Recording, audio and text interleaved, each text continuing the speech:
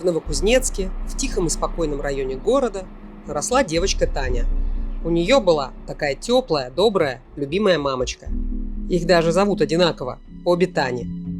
Иногда в жизни девочки появлялся папа, и были еще родственники.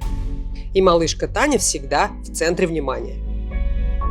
Я была любимым ребенком в плане родственников. Все меня оберегали, так как я самый первенец в нашей семье. Вообще, в принципе, у всех родственников. Поэтому меня очень сильно любили, конечно, баловали. Но на тот момент мне казалось, что я самый счастливый человек на свете. Вот справа мама, слева папа. Так называла их Таня, когда была совсем маленькой. Все говорили, что это мама, и я ее называла мамой. Вы ее называли мама, она вас дочь, да? Да, всегда доченька, дочь. Какие были отношения между вами? Хорошие отношения. Хорошие, заботливые отношения. Я была достаточно закрытым ребенком. Я бы не сказала, что такая прям суперактивная. Но у меня было очень много увлечений. Я занималась танцами, я занималась легкой атлетикой, я занималась плаванием. Такое вроде бы обыкновенное детство ребенка из хорошей любящей семьи. Но что-то как будто было не так. Обрывки фраз, взгляды, какая-то особенная забота и какая-то недоговоренность. Как будто есть тайна, которую ребенок не должен знать. Таня росла и все больше чувствовала это. Первый вопрос, который она себе задала: а почему мама такая взрослая? У ребенка же очень много вопросов, когда ты в школе, у всех там родители приходят на родительское собрание, все же молодые, а я же вижу, что по возрасту как-то постарше. Это потом Таня посчитает и поймет, что маме уже за 50 лет. Потом Таня услышала в школе очень странное и непонятное для ребенка слово.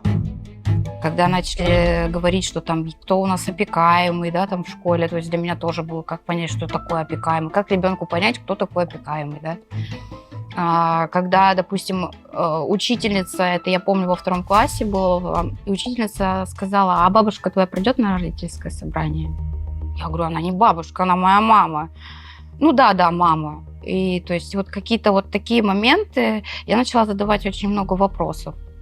И я так понимаю, что это такой произошел накопительный эффект, потому что я задаю на постоянной основе вопросы, и ответы на них не получаю. И чем больше я задаю вопросов, тем, наверное, сложнее ей становится. И наступил тот день, когда девочка узнала правду.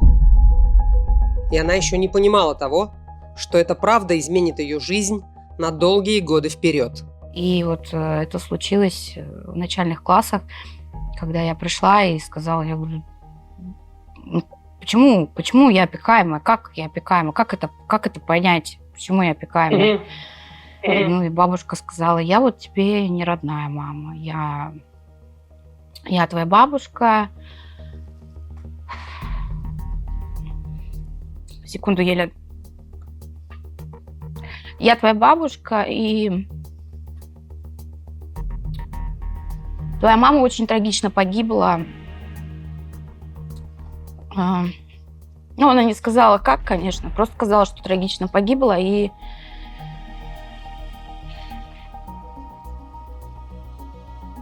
достала тетрадку, в которой были вырезки. Вырезки из газет «Кузнецкий рабочий». Вот эта статья, которая была напечатана в 1999 году. Об одном из самых страшных маньяков страны, да и в мире, наверное. Это Александр Списивцев. Серийный убийца, каннибал, попросту людоед. На его счету жертв больше, чем у Чикатило. Это существо, которое невозможно назвать человеком, чудовищными, изощренными способами лишило жизни десятки людей.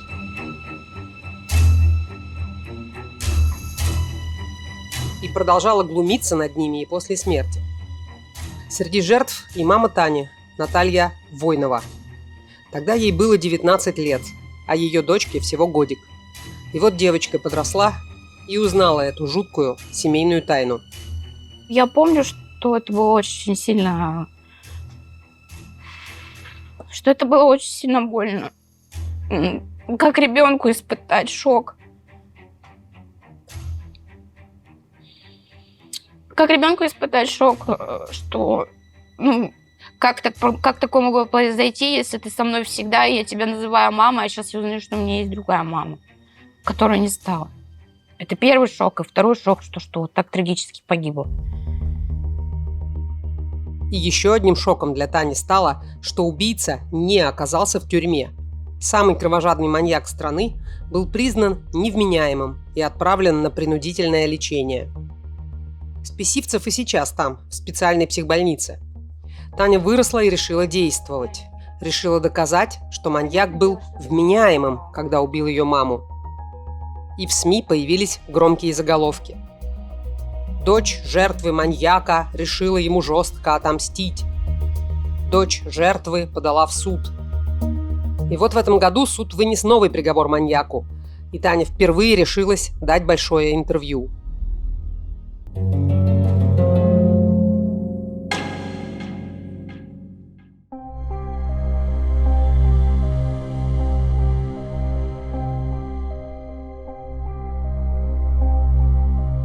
Вот как сегодня выглядит квартира, где жил самый жуткий маньяк Александр Списивцев. Окна наглухо заколочены фанерой. Сюда Списивцев приводил своих жертв.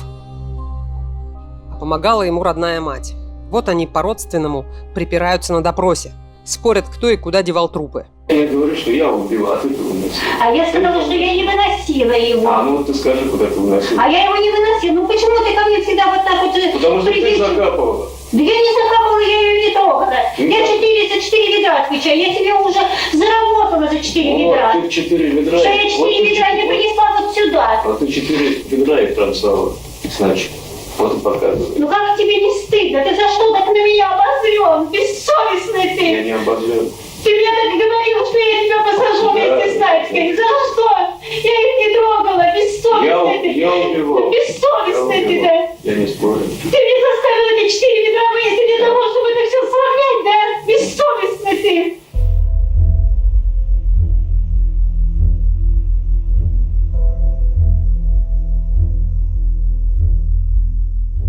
Доказано 20 преступлений, но на самом деле жертв было больше 80. Первой стала девушка Списивцева, Женя Гусельникова. Это произошло в 1991 году. Списивцев за ней ухаживал, читал стихи. Позже он расскажет следователю, что он вообще-то романтичная натура. Увлекаюсь музыкой и рисованием, и техникой, в смысле. Рисуете, да? Ну да, когда желание есть. Могу стихи писать, но стихи я не считаю, что это что-то целое. Потому что... Писали стихи? Пробовал. Я люблю просто даже сесть на лавочку и просто смотреть, как шелестит вокруг деревья. Ну, если их не вырубили, конечно. Ну, сразу скажу, не люблю ужасы, боевики. Вот сейчас новые книги пошли, я их не люблю. Списивцеву тогда был 21 год, а его избраннице Жене 17. Об их отношениях известно из статей журналистов. Писали, что девушка уже чуть ли не жила в квартире Списивцева и считалась его невестой. Но романтика быстро закончилась. Как-то они поссорились, и Списивцев избил Женю так сильно, что она попала в больницу с сотрясением мозга. Признаться, что это был Александр, она побоялась. Сказала, что какие-то незнакомцы ее избили. Но со Списивцевым она все-таки решила расстаться. А он обманом заманил ее к себе. И оттуда она уже не вышла. Месяц Списивцев держал ее взаперти. Месяц он ее бил, подвергал изощренным пыткам и удовлетворял разные прихоти. А чтобы соседи не слышали крики, очень громко включал музыку. Предпочитал тяжелый металл. Родители Жени приходили, искали дочь, но Списивцев дверь не открывал. И, наконец, милиция выломала дверь и нашла чуть живую, изуродованную Женю. Девушка умерла в больнице от заражения крови. И, казалось бы, это чудовище должно сесть в тюрьму. Но Списивцев и его мама в один голос говорили, они не виноваты. Женя просто заболела, и вообще-то они наоборот за ней ухаживали. Списивцева не посадили, а отправили на лечение в психиатрическую клинику с диагнозом шизофрения. А через 3 года врачи решили, что он не опасен для общества, и отпустили его. Правда, никому, даже милиции, об этом не сказали. И это стало роковым фактором для следующих жертв Списивцева.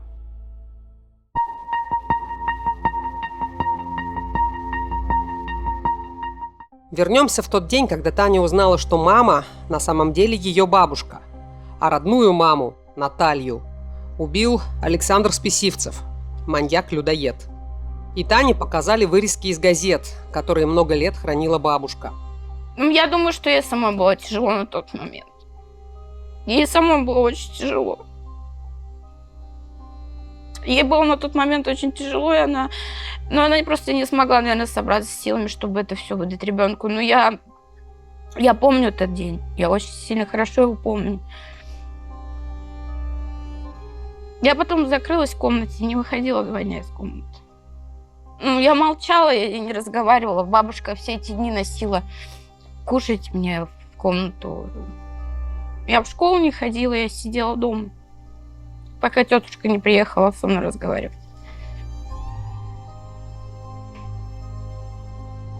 Кошмар, конечно, все вот это случившееся.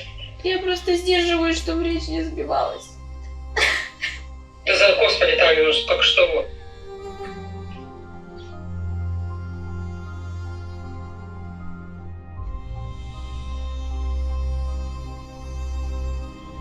Помните разговор с тетей? Да. Помню. Я помню, что когда приехала тетушка, меня достали из-под стола. На тот момент, вот из воспоминаний, я помню, что она меня очень сильно обняла. Она говорит: мы тебя все любим, мы очень сильно-сильно все тебя любим. Очень сильно любим. Мы с тобой рядом, ты совсем справишься, ты у нас очень сильная девочка. Вот ты очень сильная девочка, наверное, она очень сильно врезалась в память, и я, наверное, из-за этого выросла таким сильным человеком, стойким ко всему. Сейчас глянем. Тут еще фотографии много. Вот мама в школе. Октябренок она здесь. Вот значок октябренка.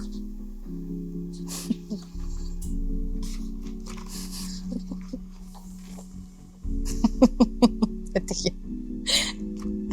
Маленькая. Ну, я похожа на маму. В принципе. Глазки похожи, носик. Я здесь постарше, мама помладше. Это мама, это я. Даже стрижка в детском саду одинаковая была. Хомячка такие. Оба.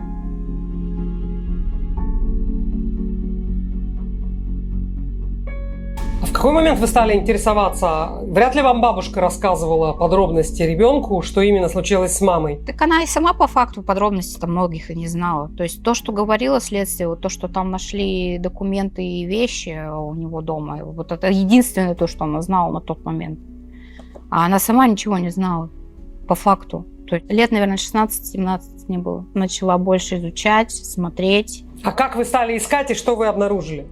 Я просто ввела в поисковой строке Списивцев в браузере. Вся какая информация была, я все перечитала, все перелопатила. Потом нашла информацию про списки убиенных.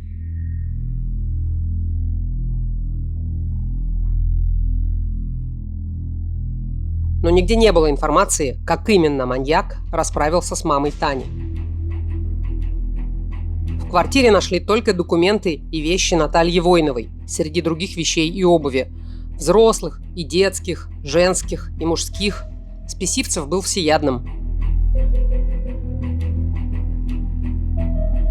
Получается, что вы знали, что мама ваша стала жертвой Списивцева, но не знали деталей и подробностей. Это единственная вся информация, которая у нас была на тот момент. Ну, то есть каких-то конкретных фактов, что Войнова Наталья Юрьевна погибла от рук Списивцева, конечно, нет. То есть нам следствие еще на тот момент ничего не говорило. Официально мама Тани считалась пропавшей без вести. Да, вещи нашли, но тело так и не обнаружили. Бабушка только смогла рассказать Тане, что в тот день дочь Наталья попросила присмотреть за годовалой Таней. Обещала, что быстро вернется, сходит на почту и обратно. Она пошла за детскими. Раньше получали детские на почте. Вышла за детскими и не вернулась.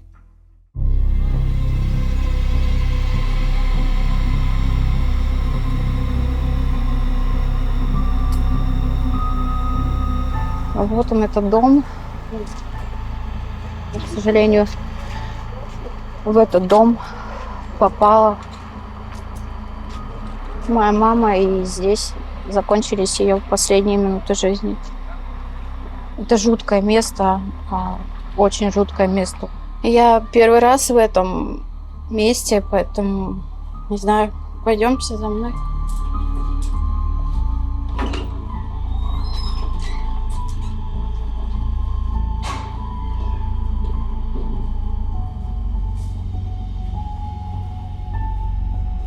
Если честно, очень жуткие ощущения. Трусит внутри настолько, что я не знаю. Я просто очень чувствительный человек. Для меня прям это тяжело все. Годы спустя Таня получит уголовное дело, где будут описаны жуткие подробности, как именно маньяк убил ее маму. Ребят, ложись. И Таня сделает все, чтобы его снова судили, чтобы он все-таки ответил за это преступление.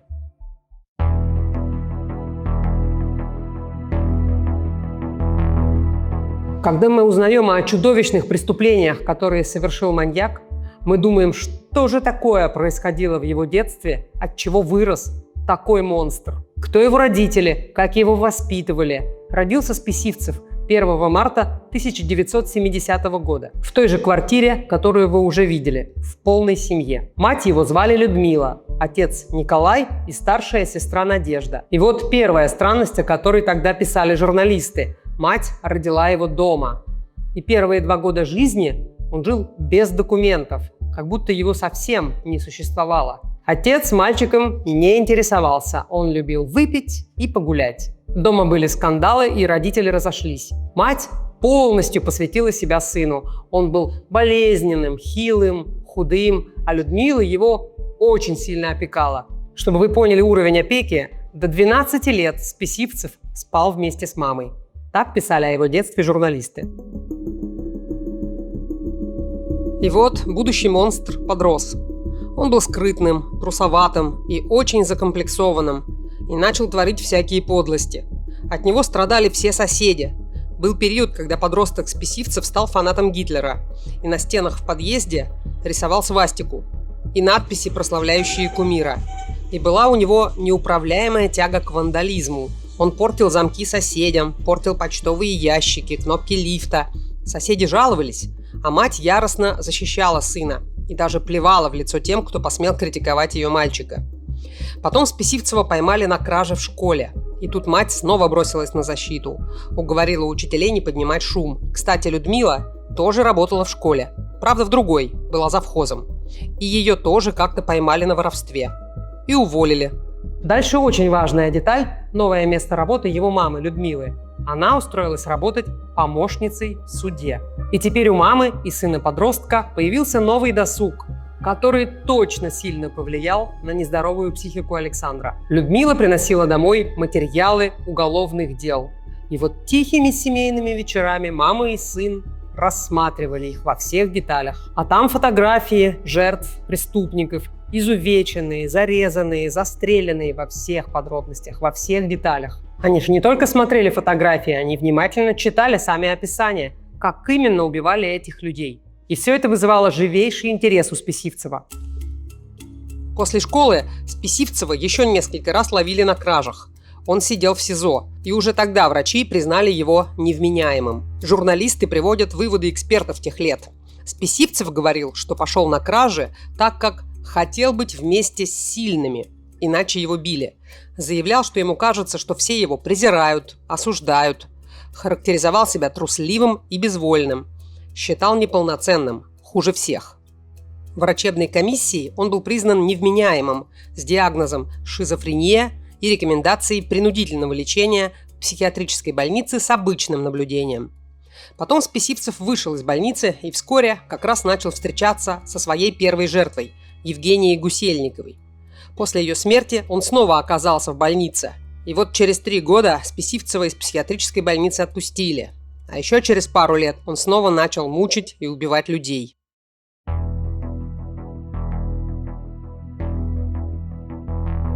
Таня, а вы знаете, что именно случилось с вашей мамой? Да. Я это узнала, когда начала знакомиться с томами, материалами уголовного дела. Вы можете это рассказать? Да, конечно. Я знаю, во сколько он убил, как убил. Если вам это сложно, то вы можете это не рассказывать. Я имею в виду, что я вообще не хочу вам дополнительной боли доставлять. Ну, давайте я попробую рассказать. Елена, вы понимаете, просто я уже на протяжении такого большого количества времени в этом. Если раньше я на суде не могла присутствовать и рыдала просто весь процесс, 1,5 часа идет процесс, и я плачу 1,5 часа, сижу на скамейке, да, то сейчас я как-то это уже более спокойно могу сказать. Тем более я сюда пришла зачем?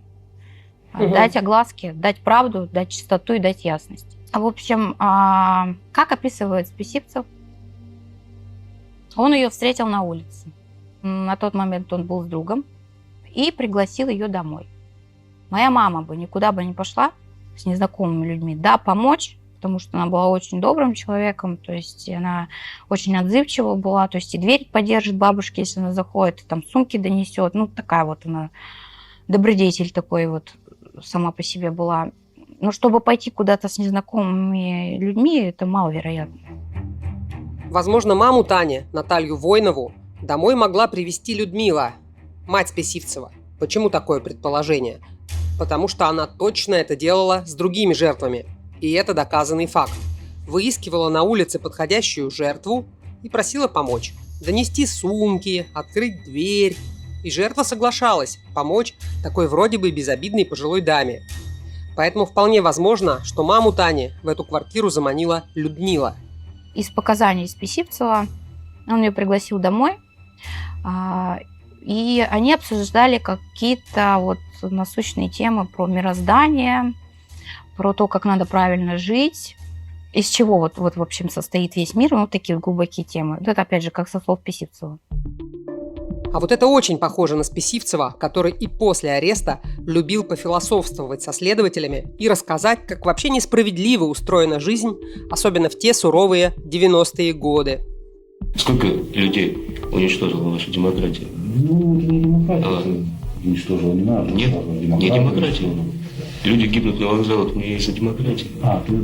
Ты тоже убила тоже и чисто из-за демократии? Нет, да? это чисто, это уже я дошел до точки. После того, когда меня отказали в лечении. То есть Те люди, которые когда-то давали клятву Гиппократа, красивое слово.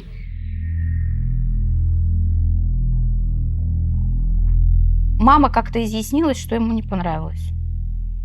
Он взял нож и нанес ей колото-резанные раны в области шеи, сердца, легких. Вот. Нанес ей удары и оставил ее на диване и смотрел, как она умирает, отдавая полный отчет тому, что она умрет. Он прям так и давал показания. Он говорит, да, я знал, что все эти ранения могут повлечь за собой смерть. Он еще, но это я уже потом узнала, когда читала экспертизу. Над ней уже, над мертвым телом, с особой жестокостью.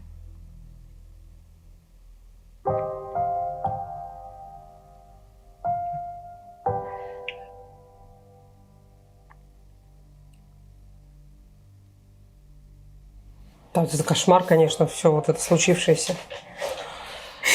Как вообще вы это все рассказываете еще? Да. Это сложно, Лена, это очень сложно. Это очень Какая сложно. гадина? Вот вы знаете, я работаю столько времени с психологом, а я все равно не могу пережить это до конца. Я не могу, мне сложно, я даже сегодня не спала так долго, пересматривала фотоальбом, фотографии смотрела. Но это очень сложно, это реально очень сложно просто.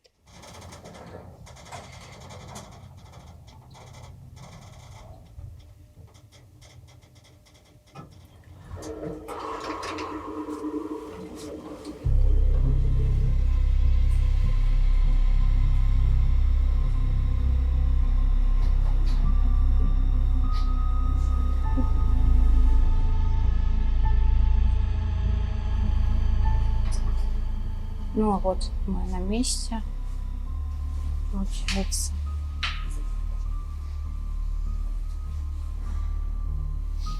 Вот здесь вот закончились последние минуты жизни моей мамы. Это жутко. Это очень жутко. Получается, она вышла за детскими и не вернулась. И в этой квартире она оказалась.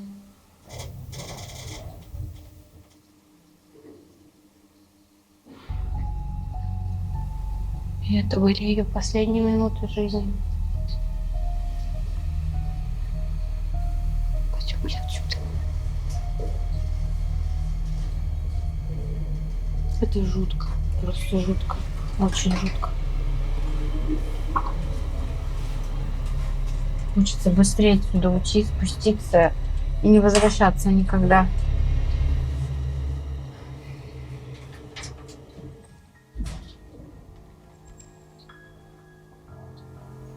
Возле двери прям ощущение тревоги, жуткая паника, не знаю, как это объяснить, это ужасно.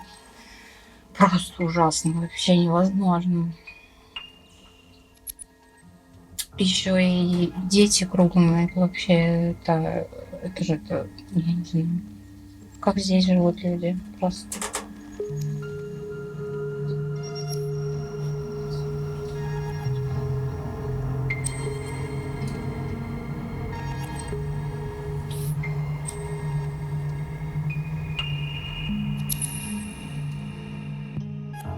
Ну, а что он потом в дальнейшем с ней сделает, то нету материалов уголовного дела. Ну, как вы знаете, да, по всей истории, что останки выбрасывались в нашу реку Аба. Выносились, закапывались, выбрасывались. На самом деле уборкой после жутких преступлений сына занималась его мать. Так у них по-семейному повелось с самого начала. В первый раз мать это сделала, когда Списивцев привел домой вторую жертву – 20-летнюю Елену Турунову. Это был февраль 1996 года. Девушка работала нянечкой в детском саду, и они познакомились со Списивцевым то ли на улице, то ли в гостях у соседа. Тут информация расходится. И вот девушка у Списивцева дома. И тут, по его словам, он рассказал ей о своей очень личной проблеме. Еще в психбольнице один из пациентов сделал Списивцеву, скажем так, интимный пирсинг. Сейчас, наверное, придется объяснить. В те времена в армии, в тюрьме, или вот в психбольнице мужчины загоняли под кожу своих интимных мест дробинку, шарик. Считалось, что это улучшает мужские функции. Вот бы в голову не пришло, что я буду такие вещи рассказывать. Так вот, месяцы этот доморощенный прокол не заживал, болел. И, конечно, у Списивцева совершенно ничего не получилось с новой знакомой. И ему показалось, что она над ним усмехнулась. И вот этого он простить не мог. Вы просыпаетесь с болью, засыпаете с болью. И потом тебе еще кто-то в глаза об этой болезни говорит или вдруг напоминает на эту тему. Я просто ненавижу. Я просто ненавижу таких людей. Списивцев нанес Елене несколько ударов ножом, а затем расчленил жертву. Потом пришла мать, и, может быть, они продолжили вместе. Это точно неизвестно. Он велел Людмиле избавиться от фрагментов тела, а сам пошел спать. Устал. Проснулся, трупа уже не было. Мать отнесла части тела на пустырь. Он был неподалеку и там закопала. Там же месяц спустя она закопала еще одну жертву, потом еще. Позже на этом пустыре найдут 70 фрагментов тел, которые принадлежали 15 жертвам. В какой-то момент закапывать фрагменты тел мама Списивцева, видимо, утомилась. Людмиле на тот момент было чуть больше 56 лет, по нашим подсчетам. И дальше она придумала новый способ избавления от жертв, а их становилось все больше. Она выбрасывала фрагменты тел в реку.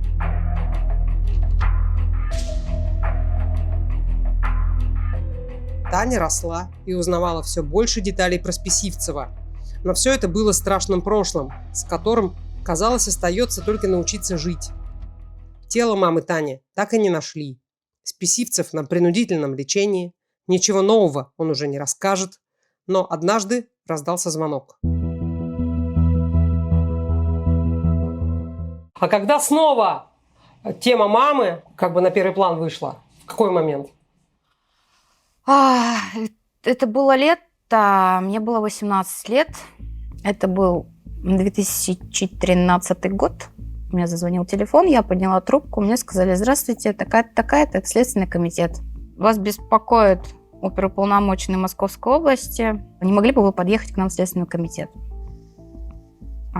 Как человек, который не нарушал никогда закон, естественно, для меня это было шок. Думаю, что там случилось, что зачем меня вызывают. И потом уже мне бабушка позвонила, сказала, что мне тоже позвонили.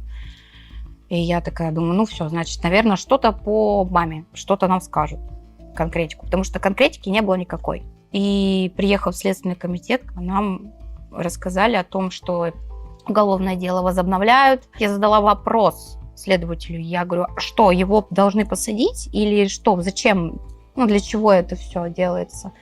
Мне сказали, что берут ДНК материалы, чтобы отдать из архивов останки. И будут вас вызывать на допросы. В тот же день у меня взяли ДНК в кабинете. Упаковали и все отправили, я так понимаю, в Москву. Потому что на тот момент там происходили все медицинские эти исследования. Новые технологии спустя почти 20 лет после преступлений маньяка наконец позволили криминалистам идентифицировать десятки фрагментов тел. И теперь мама Тани была официально признана не без вести пропавшей, а жертвой Списивцева. И с этого дня у нас, так сказать, Следственный комитет стал вторым домом.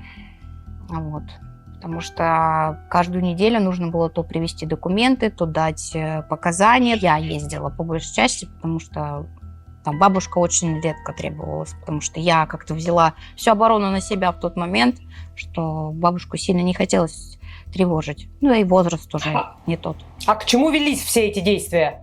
Велись действия к тому, чтобы признать его невменяемым до конца его дней, чтобы он там остался навсегда, и закрыть уголовное дело, чтобы выдать останки убиенных на руки потерпевшим.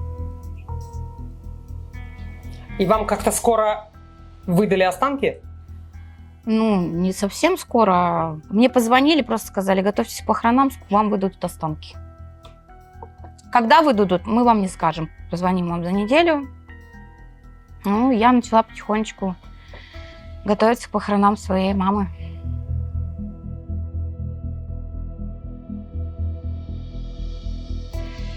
В этом мне помогал мой бывший муж. Большое ему спасибо, на тот момент очень сильно меня поддержал. Да меня все поддерживали, все родственники в тот момент.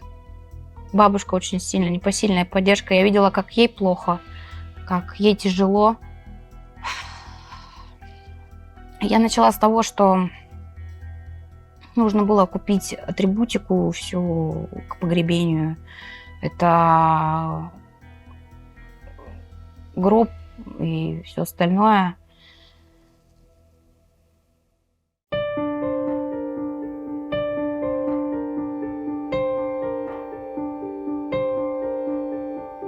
Останки мамы Таня забирала из Следственного комитета. Я, конечно, была очень в таком шоке, наверное, больше, что останки выдавались оттуда. Мы подъехали с бывшим супругом. А у нас у Следственного комитета очень-очень много ступенек. Мне казалось, что они просто бесконечные, они никогда не кончатся. Я шла, мне казалось, мне не хватает воздуха. Хотя кабинет, где выдавались останки, находился на 2-м этаже. Я когда поднялась, меня встретила следователь, пригласила в кабинет. Я зашла в кабинет, так оглядев, окинув взглядом комнату просто, и стояли коробки, знаете, разных размеров. Маленькие, большие, средние. Достали небольшую коробку, такую примерно как из-под сахара рафината, опломбированную под нумерацией. Дали мне в руки. Все, я вышла из кабинета. Это не описать словами, когда я спускалась с лесенок уже ближе к машине, и я просто села в машину. У меня началась истерика. Я рыдала просто. Я рыдала настолько сильно, что я не слышала ничего вокруг. Я до сих пор помню свои ощущения. Вот знаете, когда мороз по коже от ужаса просто того, что я держу маленькую коробку, а там останки моей мамы. Это ужас. Да это невообразимо. Просто это неописуемо. Это не описать словами, это надо прочувствовать. Никто никогда в жизни не поймет. Никто никогда в жизни не поймет этого. Я настолько сильно рыдала, что просто не выдержал мой муж, и он вместе со мной плакал. Ему было тяжело, ему было тяжело смотреть на все это. А я орала, как так можно? Ну как так можно? Ну что это? Это же не человек, это же чудовище. Это даже не животное. Все это казалось настолько несправедливым. Ее мама, 19 лет, хорошая, добрая, открытая, и такая жестокая смерть. Детство Тани, окруженное тайной, и шок, когда она узнала, что ее воспитывает не мама, а бабушка. Эти останки, несколько косточек и маньяк, который, по сути, не понес наказания, потому что был признан невменяемым. Возможно, тогда у Тани впервые и появилась мысль сделать так, чтобы Списивцева все-таки признали виновным в том, что он вполне осознанно убил ее маму.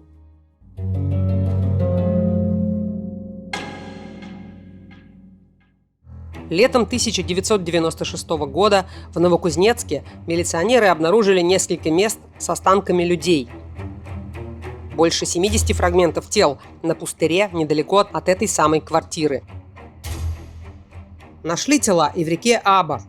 Возраст жертв неизвестного преступника поражал. Это были дети от 3 до 15 лет. Следователи не сомневались, что это дело рук серийного убийцы. Начали поиск преступника.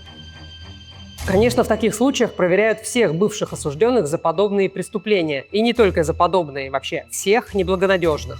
И в таких случаях обязательно проверяют людей с психическими заболеваниями, осужденных за какие-либо преступления. И, конечно, в этом списке был Александр Списивцев. Но по всем документам в данный момент он проходил лечение в Орловской психиатрической больнице. Помните вот этот важный момент, когда Списивцева выпустили из этой больницы, персонал вообще никак не зафиксировал в документах этот факт. Не оформили выписку, не сообщили милиции. И для следователей по документам Списивцев все еще был в больнице. И вот эта, мягко говоря, халатность стоила нескольких жизней, потому что Списивцев продолжил мучить и убивать людей. И был еще один момент, когда милиция могла поймать Списивцева. Его соседка жаловалась участковому, что в квартире шум, а главное, что с потолка капает какая-то зловонная жидкость. Весь стояк, вся этажность, все жаловались на то, что громкая музыка, постоянно вызывали полицию, зловонные запахи, постоянный шум, гам. Крики не слышали, понятное дело, потому что музыка орала на весь дом. Соседи к нему долбились, дверь не открывали. Сколько раз соседка снизу, когда мы рассматривали материал уголовного дела в суде, она приходила, давала показания. Она говорит, я жаловалась, у меня с люстры, понимаете, с люстры у человека вот эти вот отделения гниющие капали по люстре. Это что такое вообще? Почему настолько халатно полиция отнеслась на тот момент? Почему не приехали раньше? Почему не предотвратили это? Приехала милиция, уехала милиция. Приехала, посмотрели, двери не открывают, развернулись и уехали. Я тоже этого не понимаю. Весь подъезд держал в страхе, и вот такое отношение. Самое последнее и, пожалуй, самое жуткое преступление произошло в сентябре 1996 года. В это время Списивцев жил в квартире один, но мама постоянно приходила к сыну. Иногда заглядывала и сестра Надежда. Я чувствую, что я принесла достаточно продуктов, то я где-то недели 2 опять не заявлялась. А он раз и придешь через 2 недели, он не открывает дверь. На предохранитель закроет и не открывает. Тогда я выходила из выхода положения, старалась какую-нибудь тонкую бумагу завернуть деньги денежку и толкать промеж дверей. И вот 24 сентября Людмила вышла на улицу в поисках очередных жертв для сына. И ей попались очень юные Настя, Женя и Оля. Схема все та же. Помогите дойти до дома и открыть дверь. Ну а дома их уже ждал Списивцев. Настя погибла сразу, а Женя и Оля остались живы. Почему известно столько деталей об этом преступлении? Потому что одну из жертв найдут еще живой, и она сумеет дать показания, что и как происходило в квартире Списивцева. Я просто не смогу вам это все зачитать, потому что это просто мерзкие, нечеловеческие поступки, это ужасные подробности. Поэтому буду читать выборочно. Мясом и костями кормил собаку. У Списивцева была крупная собака породы Ньюфаундленд. Части мы с Женей носили в ванную. Там складывали в ванну и бачок. И бабка, и женщина все это видели, присутствовали в квартире, это точно. Бабка – это мать Списивцева, а женщина – это его сестра Надежда. Кормил мясом Списивцев не только собаку. Он признавался на допросах, что он людоед. А мать, как минимум, помогала готовить. Вот он с матерью спорит на эту тему. Нет, ты почему так ко мне агрессивно подходишь? Потому что Почему ты агрессивно подходишь? требуют трупы. А я его не брала, твой труп. А я я его не- не ем. А ты сказал, что я котлеты ела, бессовестный ты. Вернемся к последнему преступлению Списивцева. Он сразу расправился с первой девушкой. Потом умерла вторая жертва, Женя. А потом в квартиру ворвалась милиция. Оля к тому моменту была чуть жива. На самом деле никакого маньяка в этой квартире милиция не ожидала увидеть. Все было прозаично. И поймали Списивцева случайно. Тут две версии событий. По одной из них Списивцев затопил соседей и вызвали сантехников. По второй версии была плановая рутинная проверка труб к отопительному сезону. Сантехники позвонили в квартиру 357, но никто не открыл. Приходили еще раз, мужчина за дверью сказал, что у него психическое заболевание, что он заперт и его не выпускают из дома. Тогда привели участкового, но Списивцев и ему не открыл. Тогда решили взломать дверь. Когда зашли в квартиру, ужаснулись. В ванной лежали фрагменты тел. А в одной из комнат нашли Олю, на которой не было живого места. Пока шокированные милиционеры осматривали квартиру, Списивцев сбежал. Его нашли через 2 дня. Он вернулся к дому, потому что не знал, куда идти. Поздняя осень, холодно. Он жаловался на слабое здоровье и говорил: «Мне ничего не оставалось делать, мне отказали в лечении. А у меня ослабленная иммунная система. Я летом кутаюсь в куртку и свитер». Оля успела дать показания в больнице, но через несколько дней она умерла. Списивцева и его мать арестовали. Допрашивали и сестру Списивцева, Надежду, но потом ее отпустили. Во время обыска в квартире были найдены 40 ювелирных украшений и 82 предмета одежды.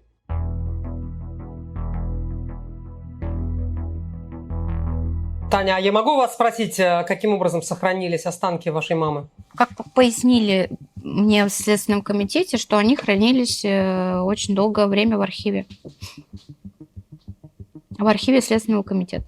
То есть они были обнаружены в момент ареста Списивцева? В момент ареста его, и когда обнаруживали останки, то есть, я так понимаю, их складировали, потому что на тот момент экспертиза не могла дать точности, чьи это останки, кому они принадлежат. То есть не было таких технологий. И как только технологии пришли к нам, да, так сказать, вот этот повтор экспертизы дал понимание, чьи это останки. То есть если у моей мамы это было всего 3, как правильно назвать-то, господи, 3 эпизода останков, там у кого-то было по 4, по 10. То есть каждая косточка это... Господи, прости. Фрагмент. Да, каждый фрагмент останка, то есть он под нумерацией. И были разные. У кого-то там было, говорю, 5, у кого-то 10. Вот у нас 3.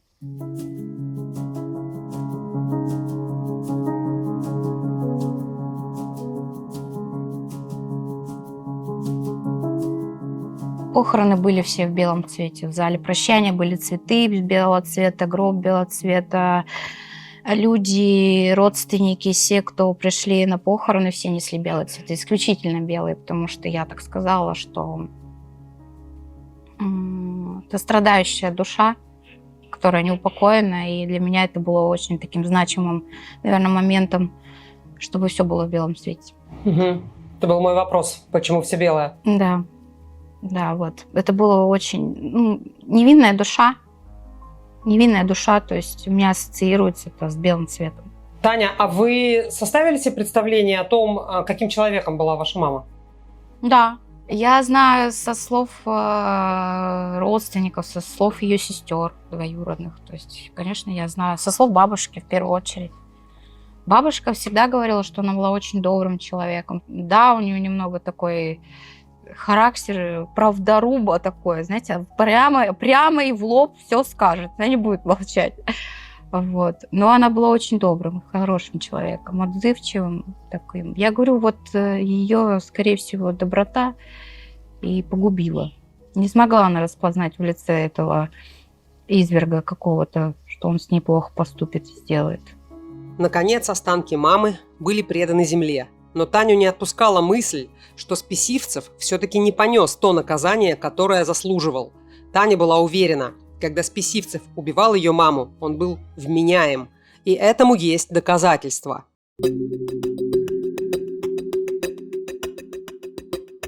В разговоре появилось что-то резкое у нее, она меня потеряла.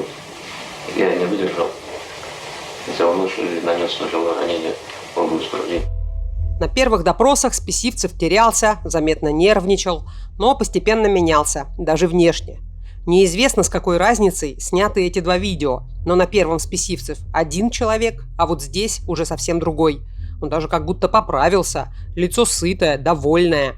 И с таким, что ли, превосходством и с чувством собственной значимости он рассказывает о преступлениях и о своих жизненных принципах. Если все бы люди думали о Боге, вот такой бы гадости не было бы и свободы. Ну, что делать? Что делать? Списивцев признался в 19 убийствах.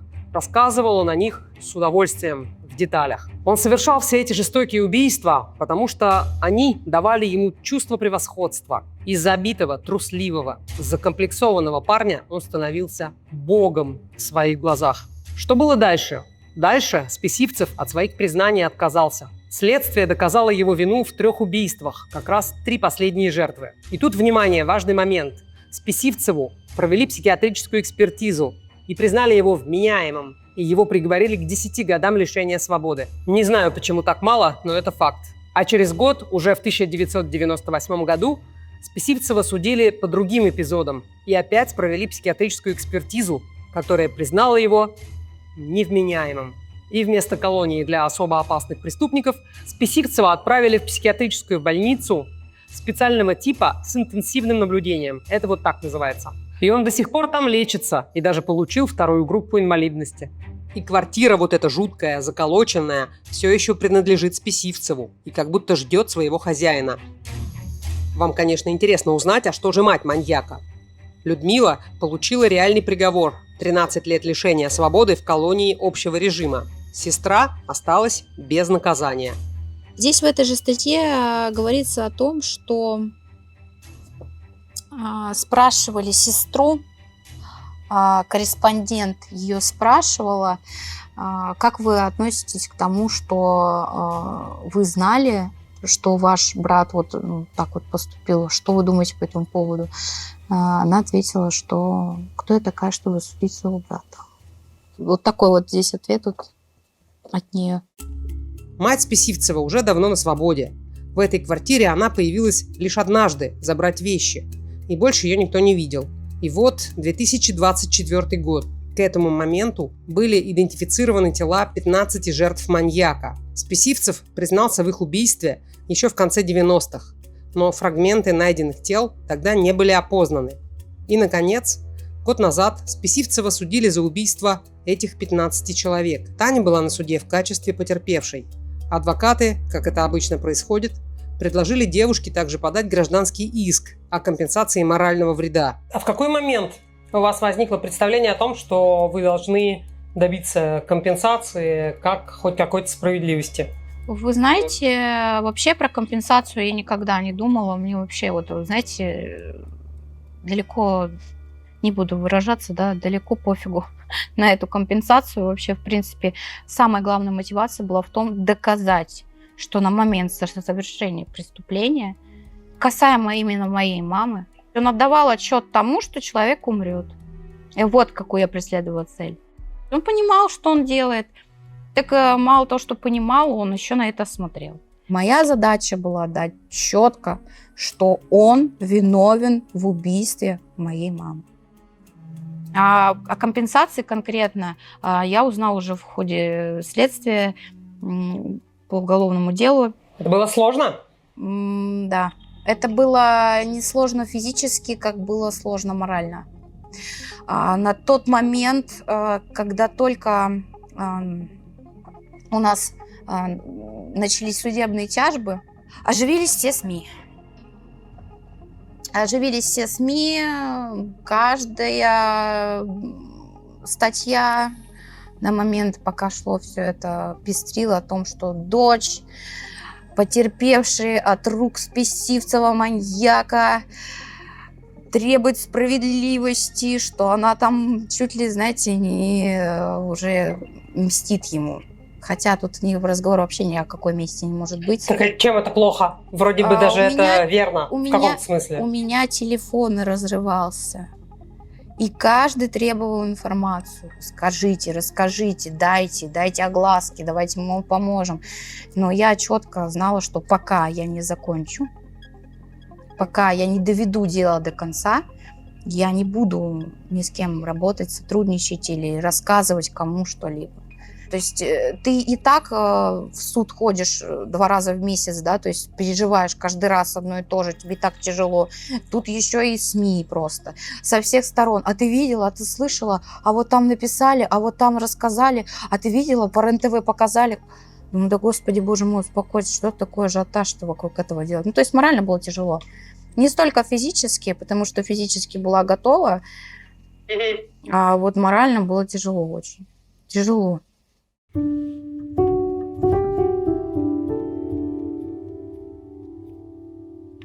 С этим чувством, когда морально очень тяжело, Таня сталкивалась не в первый раз. Так случилось, что маньяк Спесивцев не только отнял жизнь ее мамы. Это страшное событие повлияло и на детство девочки. И речь не только о горе, которое пережила семья. А вы говорите, что был еще какой-то буллинг в школе из-за того,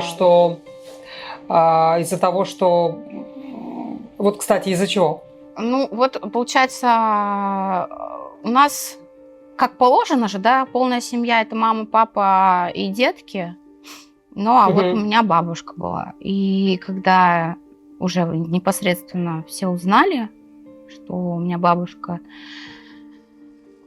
как-то ко мне стали по-иному относиться. Я не знаю, как это объяснить. Это, наверное, какая-то детская, что вот ты не из полной семьи, у тебя там вещи не такие, у тебя там этого нету. Ну, бабушка как могла, так и помогала. Ну, то есть мне расти. То есть там, конечно, у меня не супер какие-то дорогие тетрадки были на тот момент, не супер классный рюкзак какой-то там, о котором мечтали все девочки на тот момент, розовый, да, какой-то обыкновенный. Вот. Ну, вот. Исходя, наверное, из визуала, что я не такая, как они, да ты вообще сирота, да у тебя родителей нету, да тебе вообще ничего не могут позволить. Вот такие вот резкие слова. Это было больше со стороны девочек. Но где же был папа девочки? Сначала папой она называла дедушку. Но он умер, когда Таня была еще маленькой. А потом настоящий, родной папа стал время от времени появляться в ее жизни. Папа появился, когда я пошла в 1 класс. Вот. Мне говорили, что как бы у меня есть папа, но он живет в другом месте. На то время он работал на железной дороге, если не ошибаюсь. Он постоянно был в разъездах, то есть профессия была у него, скажите мне, пожалуйста, проводником он работал. Вот, то есть он ездил, и как-то не было какого-то конкретного общения. Я с дедушкой общалась, с сестрой папиной очень хорошо общалась, то есть пока вот маленькая была. И особо близких, каких-то теплых душевных отношений не сложилось. Самым дорогим человеком для Тани оставалась бабушка. А информация о том, что случилось с вашей мамой, в школу не просочилась? Буллинг с этим не был связан?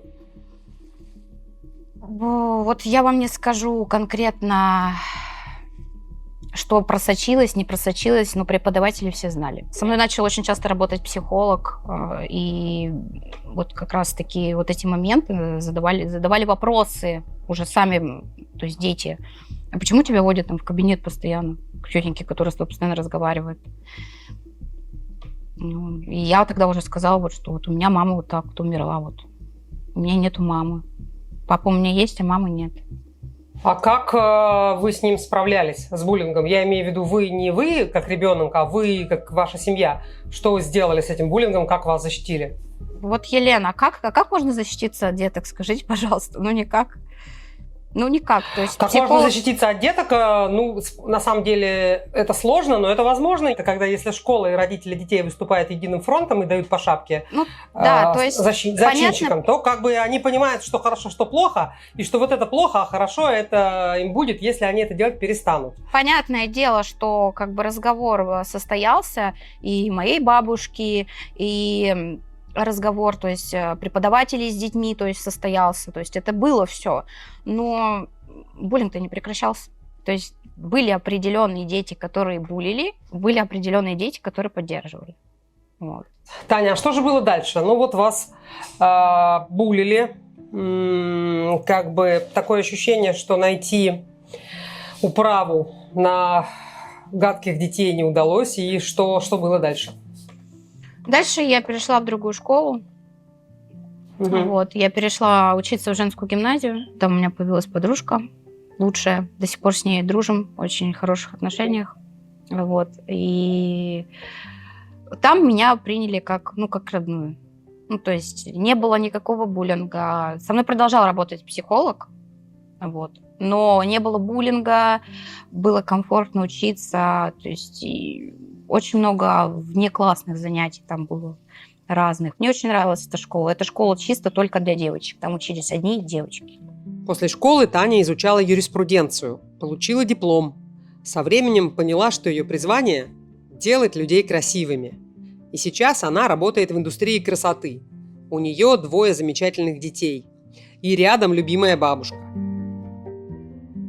И все в жизни вроде бы хорошо. Но было только одно незаконченное дело. Человек, который убил ее маму, должен быть наказан.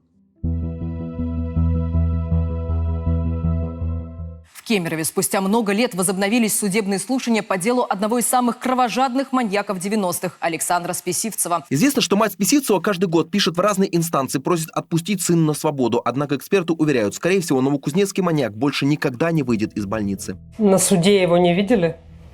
Нет, я, к сожалению, его не видела, потому что он дал отвод от присутствия на суде. Вы сказали, к сожалению. Да, я хотела посмотреть ему в глаза. Я к этому человеку не испытываю ни ненависти, ни злобы, ничего. Просто я еще как-то в 17 лет, наверное, я испытывала желание, знаете, вот там все, вот кому не рассказываешь историю, да, слышу очень много такое от людей, что отдать его там на растерзание потерпевшим, знаете, такие вот кошмарные ужасы слышу, а я, ничего не испытываю к этому человеку, я просто хочу посмотреть ему в глаза. Я не знаю, для чего мне это нужно, но я просто хочу посмотреть ему в глаза. Я не могу ответить себе на этот вопрос. Я, может быть, потому что очень долго это проживала. Я не хочу, чтобы он там страдал. Он и так страдает, и ему всю жизнь еще страдать. Ну и пусть. Поэтому... Вообще-то говоря, и пусть. Да. Мне даже немного жаль его, если честно. Жалко, что вот как можно быть таким жестоким? Вот как? Как можно быть жестоким настолько, что... Как можно вообще отнять... Прошу прощения. Как можно вообще отнять жизнь у человека? Ну как? Ну кто ты такой? Ты же не судья. Ты же не Бог. Ты не ты эту жизнь давал, не тебе ее забирать.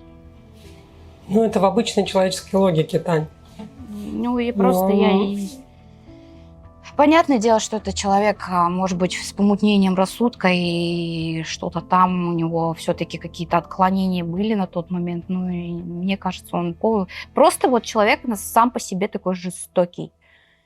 Вот просто Да. жестокий. 21 мая 2024 года Александр Списивцев был освобожден судом от уголовной ответственности. Когда вынесли постановление, да, о том, что он будет до конца своих дней находиться в психдиспансере, да, и никаких больше судебных медицинских экспертиз не будет. Это последняя экспертиза на подтверждение того, что он является шизофренией, острой шизофренией. Я подошла к секретарю и спросила, я говорю, почему суд отклонил рассмотрение гражданского иска? Она сказала, это другая инстанция, вы же от него ничего не добьетесь. Что он вообще может вам выплатить? Я говорю, вы не понимаете, у меня совсем другая задача. И я обратилась к своим юристам. И ребята сказали, работа сложная, работа тяжелая, но мы готовы тебе помочь и готовы с тобой до конца. Я говорю, все, значит, работаем. Это действительно очень необычная и редкая юридическая история, когда дети-жертвы требуют от маньяка компенсации морального вреда. Сумму юристы назвали в 10 миллионов рублей. Но, по словам Тани, для нее главное было доказать, что Списивцев осознанно, а не в приступе безумия, убивал ее маму. Главным доказательством стало признание Списивцева, что он смотрел, как на диване умирает мама Тани, и понимал, что его действия стали причиной ее смерти. Дочь жертвы самого кровожадного маньяка-людоеда Александра Списивцева смогла отсудить у преступника денежную компенсацию. Сейчас он находится в психиатрической больнице на принудительном лечении. Однако родственница погибшей заявила, что преступник специально притворяется душевно больным и потребовала также ужесточить наказание для изувера. Суд удовлетворил иск Татьяны Кацук. Женщина отсудила у сибирского потрошителя 1 миллион рублей. Но вот получится ли взыскать эту сумму с пациента закрытого учреждения, пока не ясно. И было доказано, что он был вменяем на момент совершения убийства? Да. Виновен, то есть? Да, виновен, да. А из каких денег Списивцев, находящийся в, я так понимаю, на принудительном лечении, может что-то вам выплачивать? У него какое-то пособие есть? Вы знаете, я не уточняла, если честно. Да мне далеко вообще не интересно, что он там делает. Может, он там работает. Я же не знаю. Чисто формально, вот эти выплаты начались, там обычно бывает там, 36 рублей, там, не Елена, знаю, сколько? я вам так скажу. Вот выплаты начались, а мне приходит перевод от такого-то, такого-то, все. Пояснительных каких-то вопросов нет. То есть написано Списивцев, Александр, такой-то. И адрес. Все. Вот перевод. От него, откуда. Я не могу вам ответить на этот вопрос. Не знаю. А вот эти весточки от Списивцева, это получается, что атрибутика того, что вы чего-то добились, или скорее это, неприятно очень? Как? Вы знаете, когда первая вот эта весточка пришла, как вы сейчас выразились, да? Для меня это было очень жутко. Жутко. Я не знаю, как вам объяснить. Каждый месяц человек ко мне стучится, как будто бы в дверь, простите, жутко. Это жутко, я не знаю, как вам объяснить. Это очень жутко. То есть приходит какой-то определенный период, я даже не смотрела ни разу, не заходила, сколько там, чего, куда, как. Я это потом в последующем сделаю. И когда я это сделаю, люди узнают об этом обязательно. Я хочу просто эти деньги потом просто в благотворительность пустить. Непонятное дело, что не каждый месяц я просто какое-то определенное отчисление сделаю, просто и все. Потому что это жуткие деньги. Я не знаю, как вам объяснить. Я не понимаю, как... Все понятно, Таня, все понятно. То есть тут все такая как бы в истории с чистым злом. Да. Непонятно, что чем обернется. Да. То есть это вроде победа, а с другой стороны, получается, вы от него получаете постоянные послания, которые вы предпочли бы никогда в жизни не получать. Согласна. Все понятно.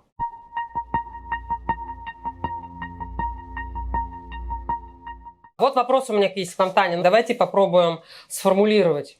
Каким образом ваша очень непростая биография повлияла на вашу взрослую жизнь?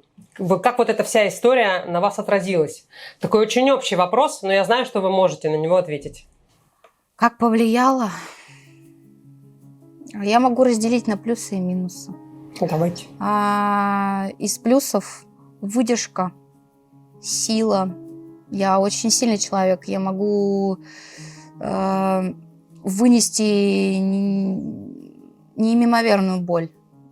Я очень целеустремленный человек. Я вот, знаете, как бы мое любимое выражение: вижу цель, не вижу препятствий.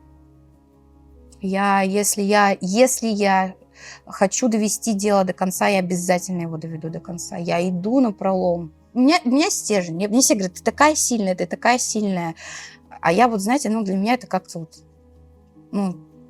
просто, как, я не знаю, не то, что просто, как, я по-другому не умею никак. То есть я сильная, вот, ты такая сильная, ты справилась, вот ты молодец, вот как у тебя так получается, ты такая сильная, сильная, да. Сила, стержень, рвение добиться своей цели какой-то, такой целеустремленность. Несмотря, наверное, на все вот это вот горе, несмотря на весь этот ужас, я очень сострадательный человек. Я умею сопереживать, я всегда приду на помощь. Человек нуждается во мне, всегда, несмотря ни на что. А вот вы сказали, что есть плюсы, есть минусы. Да, есть же минусы еще? Да, есть минусы, я их признаю. Мне очень сложно было выстроить правильные отношения.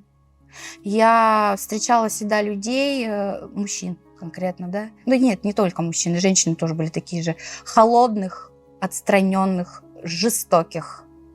Я всегда пыталась заслужить любовь, показать, что меня можно любить, что я являюсь хорошим человеком. Но, как правило, это не оценивалось, люди этого не оценивали и относились жестоко и в моральном плане, и в физическом плане. Относились жестоко и... к сожалению, я хочу об этом забыть и помнить только все хорошее, да. Понятное дело. В общем, я совсем справилась, я большая умничка, и сейчас я как бы это все понимаю, принимаю и иду в прекрасное будущее, новое. У вас есть дети? Я знаю. Да, у меня 2 деток прекрасных. Люблю их безумно. Дочка Анастасия и сынок Андрюша. Дочке 13, сыну 7. Так, я не знаю, вы замужем? У нас просто зрители, большая часть женщины. Нет, Они спросят. Нет, я в разводе. У меня прекрасные отношения с будущим. С будущим. У меня будет будущее, Елена. Простите, смешно просто. Я не сомневаюсь. Я просто немножко замечталась. В общем, у меня прекрасные отношения с бывшим супругом. Я очень благодарна ему. У нас прекрасные детки, прекрасный сыночек. Вот. Я ему очень сильно благодарна. Мы с Антоном очень хорошие друзья. Поддерживаем сейчас друг друга как можем. Он прекрасный человек. Хороший, очень заботливый папа. Сейчас у Тани есть молодой человек, у них серьезные отношения. Они строят планы на будущее. И рядом есть хорошие друзья, которым Таня может доверять. И которые понимают, как нелегко Тане возвращаться в прошлое. Каждый раз вроде собираешься, ты с мыслями сказать это очень сложно. Особенно, знаете, когда вот у меня сейчас очень хорошая поддержка. Видимо, моих близких, даже сейчас на съемочной площадке со мной моя любимая подруга, которая меня поддерживает во всем всегда. Она знает, сколько боли я перенесла, сколько я вообще прожила, в принципе, вот уродство вот этого всего. Вот. И находятся ведь еще те люди, которые думают, что я ведь на этом хайпую, понимаете? Блин, ты не носил мои кеды, ты не прошел мой путь, как ты вообще, в принципе, можешь меня осуждать и говорить о том, что я на каком-то... Это ужас, я вообще не понимаю. Люди... Не, Таня, вменяемый человек слова вам не скажет. Это настолько невероятное горе, настолько большое, что я говорю, что вам нормальный человек даже слова не скажет. То есть единственное, на что можно от людей рассчитывать, от нормальных, это только на поддержку и понимание. Потому что это какой-то, конечно, ужас.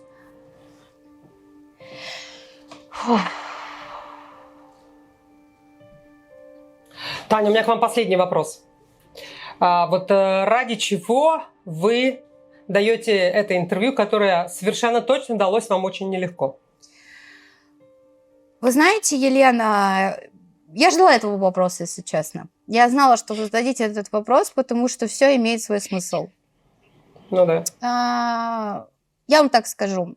Я даю это интервью, потому что никто никогда в жизни настолько откровенен не был в этом деле. Никто не рассказывал свою боль, свою травму, свой прожитый путь. Да и, в принципе, никто этого не делал. Вот. Вы знаете, я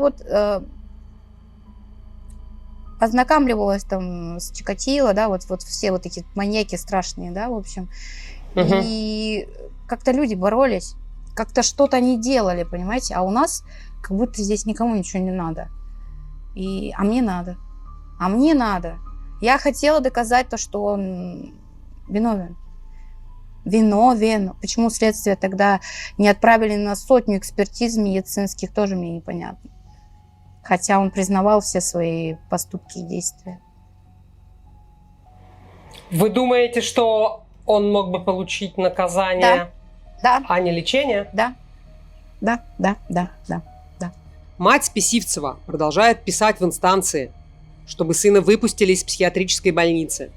Но даже если вдруг врачи признают его в какой-то момент здоровым, он тут же отправится на скамью подсудимых и получит пожизненное за все свои страшные убийства, которые происходили вот в этой квартире, за этими окнами.